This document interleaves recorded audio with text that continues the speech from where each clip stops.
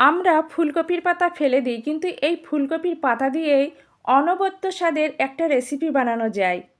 সত্যি ভীষণ টেস্টি হয়।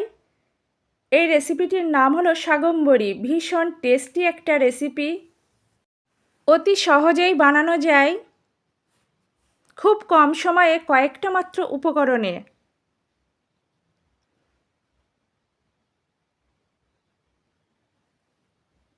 নমস্কার, আপনাদের সবাইকে আমার চ্যানেলে স্বাগত জানাচ্ছি। আমি আজকে আপনাদের সঙ্গে শেয়ার করব ফুলকপির শাকম্ভরি রেসিপি। ভীষণ টেস্টি রেসিপি, ভাতের সঙ্গে খেতে খুবই ভালো লাগে। শাকম্ভরি রেসিপির জন্য ফুলকপির পাতা লাগবে। ফুলকপির পাতা খুব মিহি করে কেটে খুব ভালো করে ধুয়ে নিয়েছি।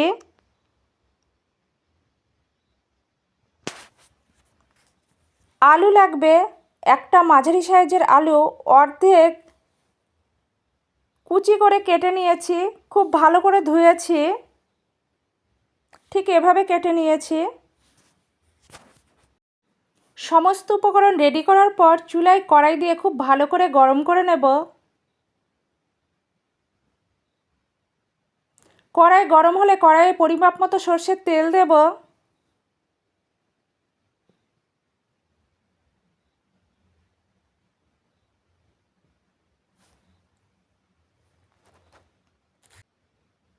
সর্ষের তেলে সামান্য হলুদ দিয়েছি যাতে তেল না ছিটকোয়। ভালো করে নাড়াচাড়া করে দিয়েছি।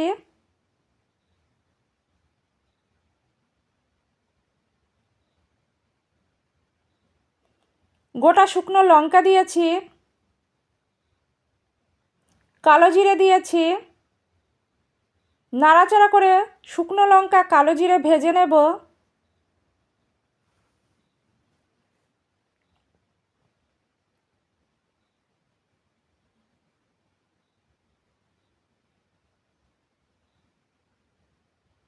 আগে থেকে কেটে রাখা আলু দিয়ে দিয়েছি। নাড়াচাড়া করে 3 থেকে 4 মিনিট ভেজে নেব আলু।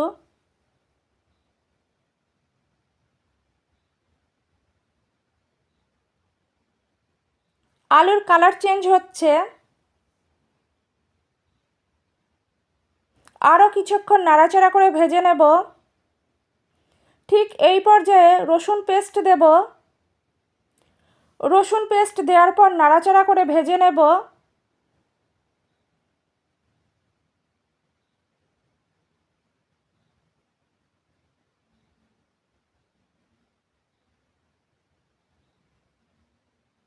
আলু ভাজা প্রায় কমপ্লিট।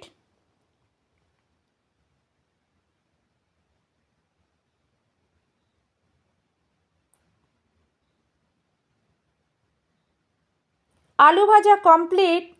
ঠিক এই পর্যায়ে আগে থেকে কেটে ধুয়ে রাখা কপির পাতা দেব। ফুলকপির পাতা দেওয়ার পর ভালো করে নাড়াচাড়া করে দেব।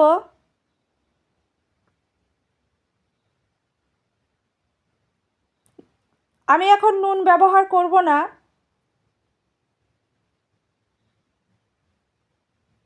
বেশ কিছুক্ষণ নাড়াচাড়া করে নেব।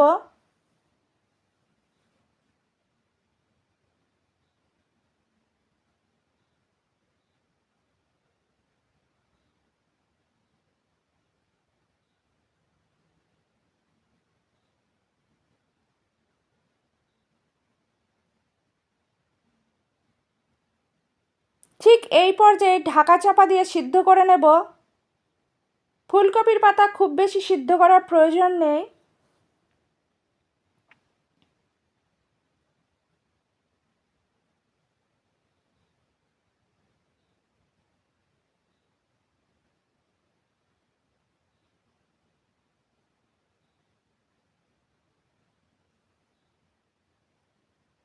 প্রায় সিদ্ধ হয়ে এসেছে।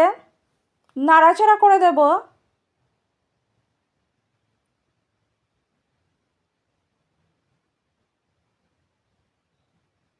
কিছুক্ষণ নাড়াচাড়া করার পর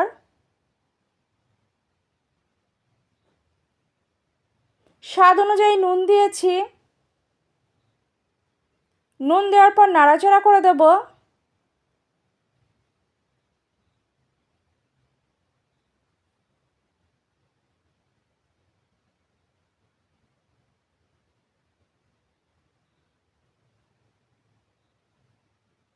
ঠিক এই পর্যায়ে চিড়ে রাখা কাঁচা লঙ্কা দেব,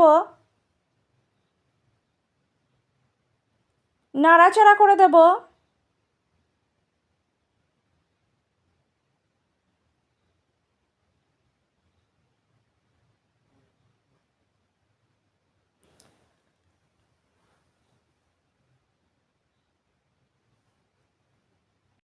ফুলকপি পাতার ভিতর থেকে যে অতিরিক্ত জল বেরিয়েছিল সেটা অনেকটাই শুকিয়ে এসেছে। আরও কিছুক্ষণ নাড়াচাড়া করে নেব।